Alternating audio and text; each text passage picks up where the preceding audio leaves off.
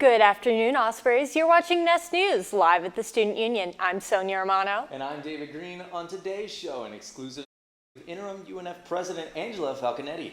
The unofficial student government election results. The OzFest Contracts. Students' plans for spring break. And of course, a sports update. So stay tuned and enjoy the show.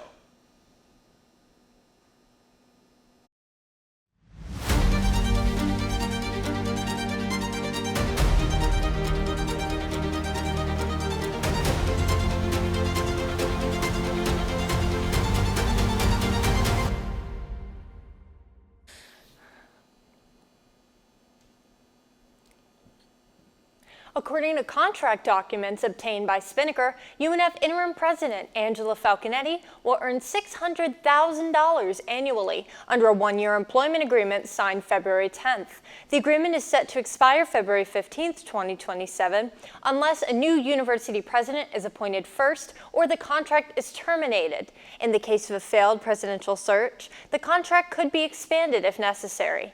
The contract keeps Falconetti from applying for the permanent presidency role. The contract also outlines Falconetti's responsibilities and expectations for the role, including devotion of time, ability, and management of the administrative functions. As stated in the contract, Falconetti's performance will be evaluated against the university's strategic plan goals, the Board of Governors' strategic plan, and performance funding model, and other priorities set by the Board of Trustees or the Board of Governors. Spinnaker spoke to Falconetti, where she shared her thoughts on her goals for her time at UNF. Let's take a look. I care about our students. I want our students to be successful. We've made this connection. I hope that you will stay in touch with me because I want to see how successful you're going to be. You know, all of us believe we should be in higher education because we want the students to be successful, but when you have a real heart for it, it's like when I was awarded the 2003 Outstanding Academic Advising Award here, and I had an advisor who came to me and said, "How'd you get that award? I want that award." And I said, I was really young, I was like 24, I was like, I care?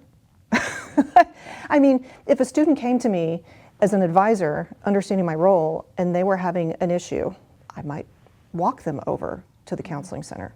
I walked them over to the Women's Center, depending on the matter. I knew that that was not my role to counsel them. When you're passionate about what you do, very few CEOs or individuals, but in this case, I'm going to talk about the higher education landscape, which is my specialization. Very, very few presidents or senior level administrators are successful unless they're driven by some kind of an intrinsic passion for what they do. And that's why I'm here, to answer your earlier questions again, because I love UNF. According to the UNF Student Government Office of Elections, the unofficial winners of the Spring 2026 election include Talon Party's Hazel Joseph as Student Body President, and Tommy Mazzella as Student Body Vice President, and the Talon Party seeking 17 out of the 20 Senate seats. Previously, Mazzella has served as Director of Public Relations for Student Government, while Joseph serves as the Budget and Allocations Chair. We spoke to students to get their reactions to the results. Lisa DeMuna told Spinnaker that she first supported Talon Party for the presidential positions, but Sam Party for the senatorial positions, but after elections said she feels indifferent. I started to regret voting because I heard about drama during the election. A lot of the candidates were disrespectful, DeMuna said. Rachel Mates, another student, said that people from both parties visited her sorority, Alpha Delta Pi, to present their campaigns, but Mates said she voted for Joseph and Mazzella, citing that Joseph is strong with what she wants. When speaking to winners, Joseph told Spinnaker, "What started as simple conversation between the two of us about coming together and building something for students quickly grew into a full campaign," and said the campaign was draining but meaningful, and said that student feedback will play a major role in their administration.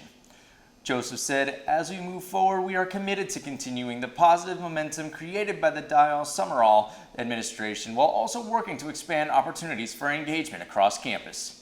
Spinnaker reached out to Sam Party's candidates but has not received a response as of today. On March 27th, the election results will be validated at the Student Government Senate meeting. On April 10th, the newly elected candidates will be sworn in. Contracts with UNF Student Life reveal that artists Waka Flocka Flame and Big X The Plug were paid a total of $220,000 for their performances at OzFest on Friday, March 6th. This is $100,000 less than what 2025 OzFest performers received when Lil Yachty earned $200,000.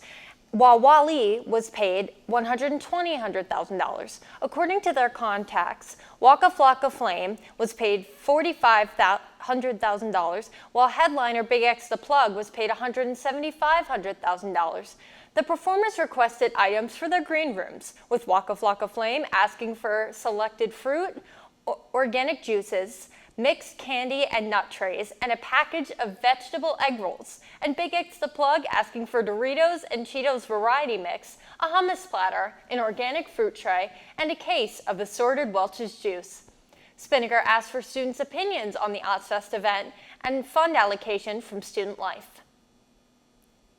Ashley Benson, UNF sophomore, said, "It definitely seems interesting, and I wish we could know more about how they pick artists. I know they said it's based on student opinions, but is it really just who they could afford?" Speaking about the chosen artists, UNF junior Ty Hicks said, "Every year it's rappers, right? And that's cool, but we only knew a couple of songs from these guys. UNF needs different artists here for OzFest." Spring break at UNF starts this Monday, March 16th, and dining locations, recreation facilities, and the library will operate on adjusted schedules throughout the week. The modified dining hours are listed on screen. Aussies will be open every day of the break, but the rest of the dining locations will be on a very limited schedule. The library will be open for Monday and Tuesday, but closed for the rest of the week until Sunday, March 22nd. Lastly, Recwell will be open over the weekend, Monday and Tuesday, but will be closed for the rest of break. You can see the detailed schedule for what's open during the break on our website. And now to Mia for your sports update. Hello everyone! We are so close to spring break, but your athletic teams aren't even thinking about taking some time off as they push through their seasons. And with that, let's get right into this week's UNF Sports Update. Starting things off on the sand, the Ospreys beach volleyball team had a fantastic past weekend as they hosted the Duval Duels and went a perfect 4-0 in those games while only dropping 3 sets. Next up, they will head to the West Coast for the Stanford Invitational to take on 3 ranked squads. Starting things over to the hard court, the UNF women's tennis team cannot stop picking up victories as they now have extended their win streak to 14 in a row after picking up a 5-2 triumph over Lipscomb on Tuesday night. They will look to keep up stacking this weekend against UAB in the Appalachian State. Running over to the Oval, the Ospreys track and field teams race at the end of the River City Relays next weekend in what will be their first outdoor meet of the season. This will be an opportunity for the squads to show off their fitness after a strong showing at the ASUN Indoor Championships a few weeks ago. Checking in on the Birds with Clay, the Ospreys softball team has caught fire as they are now winners of 12 games in a row after going on a flawless 5-0 in the Spring Break Challenge. After adding a midweek victory over Bethune-Cookman, they will look to keep it up this weekend in a road series at Stetson.